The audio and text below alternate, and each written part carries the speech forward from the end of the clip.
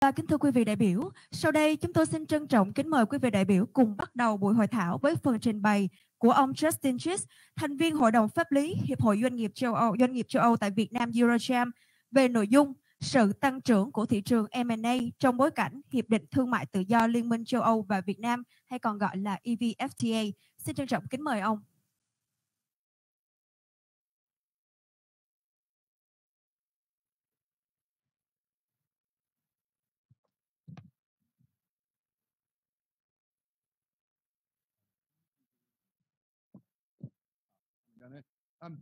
Good morning, everybody, and welcome to this morning's session. My name is Justin Gisz. I'm an M&A lawyer, and I'm very proud to be here to represent the EuroCHAM Legal Sector Committee. And I'd like to say a big thank you to the Vietnam International Arbitration Centre for inviting us here to participate this morning. Please forgive my terrible or non-existent Ting Viet. I plan to do my presentation in English, but I'm sure that the headphones that have been handed out will assist everyone who doesn't happen to speak English. I'm going to present. There we are. So I'm going to focus on the topic of M&A and regulatory developments in the context of the European Union Vietnam Free Trade Agreement, focusing obviously on the perspective of EU investors being members of EuroCHAM. Oh, there we are. We're up on the screen there. The first topic I'm going to present on this morning is the current fact situation and positive views of the M&A market in Vietnam. Firstly, just some basic data for the situation of foreign direct investment in Vietnam. Now, these numbers that I've got up here, they come from the MPI, and they include all FDI, including share or capital purchases plus share subscriptions and share contributions. So that's a bit broader than M&A, but it covers transactional foreign investment. In 2019, we had a very strong year where it was 15.47 billion invested from 9,842 transactions, and that was an increase of 56.4% as compared with 2018. So 2019 was a very strong year. Then obviously COVID happened, and the figures that we have for 2020 year to date, this is at the end of Q3 in 2020, we had 5.73 billion from 5,172 transactions, which is a decrease of 55% as compared with the end of Q3 last year. So the gains that were realized in 2019 have again been lost in 2020, which is to be expected, I think, given the global pandemic situation. When we look at strictly M&A transactions, not all transactional FDI, just M&A, in 2019, the MPI tells us we had 7.2 billion worth of M&A transactions, and then as at the end of October, the number and value of M&A transactions was down 50% as compared with the end of October in 2019. So that may sound like bad news, but I don't think that it is. If you look at global M&A, comparing 2020 to 2019, you can see there that from 2019 to 2020, this is at half year 2020, there was, again, a decline of approximately 50% in M&A activity worldwide, which means that the decline that we've seen in Vietnam is approximately the same as the decline in M&A transactions that's been experienced worldwide, comparing 2019 to 2020. 2020 to date, as you would expect, We've got listed up there on the screen the key sectors that are the leading sectors that have seen the most M&A activity in 2020, and that takes into account all M&A activity, including foreign, domestic, and all of it. Now, these are the projections. There was recently a 2020 M&A forum held in Hanoi that was attended by many of the leading lights in the M&A industry in Vietnam. And the predictions there were positive. So it's expected that in 2021, M&A deal value will climb back up to about 5 billion, and then that will get back up to around 7 billion in 2022. So that's a very positive outlook, I think. And the expected key focus sectors for 20 and 21 include real estate, telco, retail, energy, infrastructure, pharmaceuticals, and education. The mood was very buoyant at that M&A forum, I have to say, and I think that we should consider ourselves to be fortunate in Vietnam that the outlook tends to be much better here than it is in many other places in the world. This is a very interesting point. There was an M&A environment attractiveness index done by EUROMonitor, in which Vietnam was ranked second out of 50 economies as a desirable destination for M&A investment. And that's an absolutely fantastic result. Now, that survey took into account lots of different factors, including regulatory factors, economic factors, stability factors, and what have you. And Vietnam ranked second out of all. So I guess the key message here is that even though it's been a tough year due to the effects of COVID, when you look at the big picture, the impact has been relatively modest, and the outlook is very, very positive. That's certainly the view that we subscribe to in EUROCHAM. Obviously, the key challenges for 2021 are going to be the trickle-on, the delayed effects, the trickle-down effects of COVID-19, domestic economies, and various different industries within domestic economies. How are things going to be looking in 2021, depending on how long the virus continues to affect us for? When will we get an effective vaccine? How are governments in other countries going to respond? When can we open up the borders again?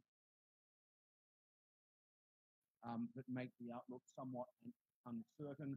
I think the US political situation is quite significant, depending on how long it's going to take for the new administration to actually take office and get underway, and what's going to happen with things, for example, the TPP and the other isolationist type policies that the previous administration put in place. To what extent will those be unwound, and how long is it going to take?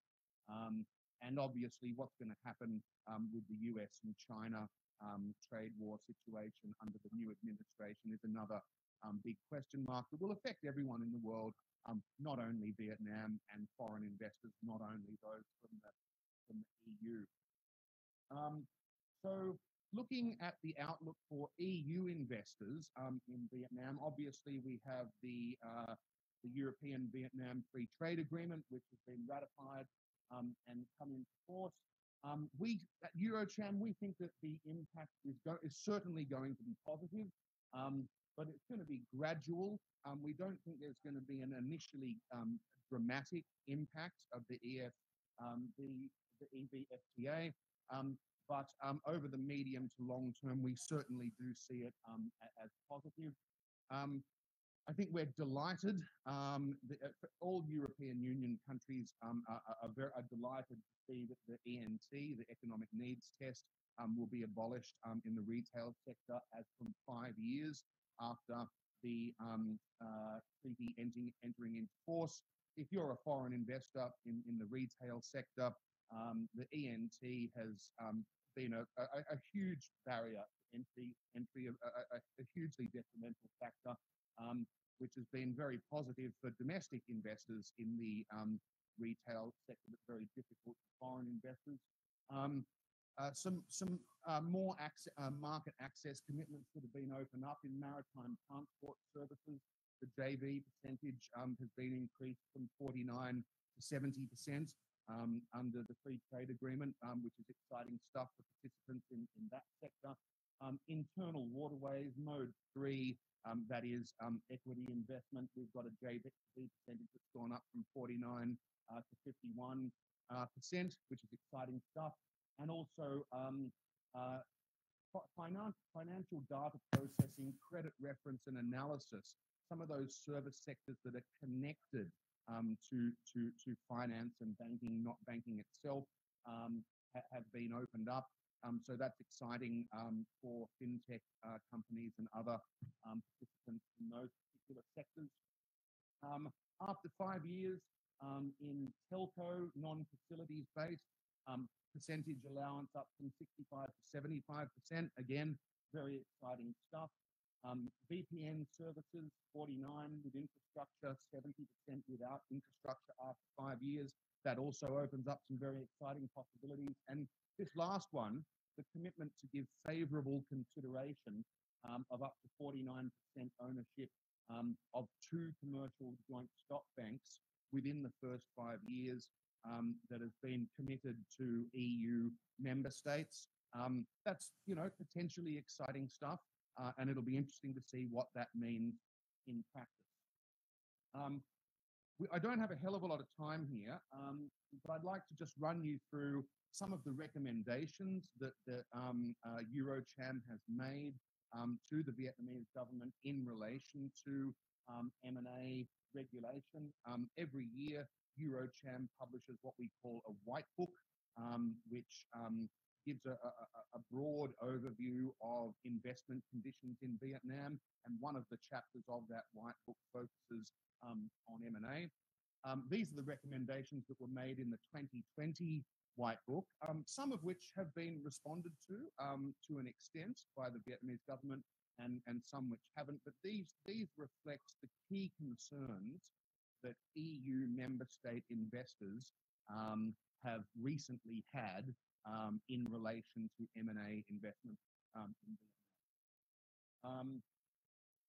We all want the number of conditional sectors to be reduced. That's been one that's been on the drawing board for a long time. I'll talk about that in a minute. We'd really love the ENT to be abolished altogether and immediately. That's not going to happen, but that was one of the things that was suggested would be beneficial. M&A approvals, in the ideal world, if you're a foreign investor, you'd like to see M&A approvals abolished altogether. Again, we'll mention in a minute what's been done in that regard. Reduce the discretionary decision-making powers of local licensing authorities. It's something that continues to be a headache for foreign investors. M&A transactional implementation procedures, the reduction of the increase of clarity and consistency is something that our members would like to see. The very difficult issue of foreign exchange control regulations and the ongoing headaches with the requirements for DICA and ECA accounts is something that causes a lot of headache. And the increase of efficiency and speed in tax clearance processes is another thing that our members would like to see. And I'd also like to touch on the merger control notification thresholds under Decree 35 implementing the law on competition, which are causing a lot of consternation in the foreign investment community and including its advisors. So conditional sectors, good news. As I'm sure you all know, under the new law on investment, the number of conditional sectors is being reduced, and we're getting a new list of market conditional sectors. That's a specific list of sectors that are subject to foreign investment conditions. And we have a new negative list principle, which says that if it's a sector that's not on this list and not on that list, then it's not conditional. And that brings some very welcome clarity. Obviously, the foreign investment community would like to see the number of conditional sectors reduced further, but this is a good step in the right direction. We'd love to see the ENT abolished altogether, but what we do have from the EU perspective is the abolition after 5 years, which is very welcome. It's wonderful. It's not 100% of what we'd like to see, but it's pretty good stuff. We'd love to see M&A approvals abolished altogether. They do take a hell of a long time to obtain, even though there is the 15 business day approval period, which most of the licensing authorities are normally adhering to. There's always a lengthy period of preparation of application dossiers and getting documents consular legalized and whatnot, and it does present a serious hindrance. As I'm sure many of you would be aware, the amended or the new law on investment, which is coming in January next year, has significantly reduced the number of M&A transactions that will require M&A approvals, and for small percentage transactions that do not increase the overall foreign investment percentage, then M&A approvals are not going to be required. So again, that's a step in the right direction. We'd like to see it go further, but it's good to see the government responding to these sorts of issues to a reasonable extent. Running out of time here. So the reduction of discretionary decision-making, this is one that often comes up where you apply for an approval, and if it's a sector that is not specifically committed in the WTO or not specifically committed in one of the other regional free trade agreements, then it's a discretionary decision from the local licensing authorities whether to give that approval. We think that the negative list approach under the new law on investment is a big step in the right direction to addressing that issue, which does cause a lot of headache for foreign investors. Improvements in procedural clarity and consistency. Look,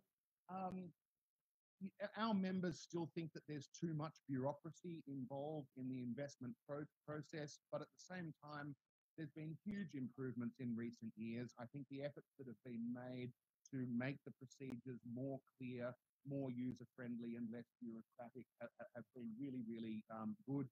And I think that the new law on enterprises and law on investment amendments that are coming in next year are also a great step in the right direction. So, you know, I think there's been great improvement in that area.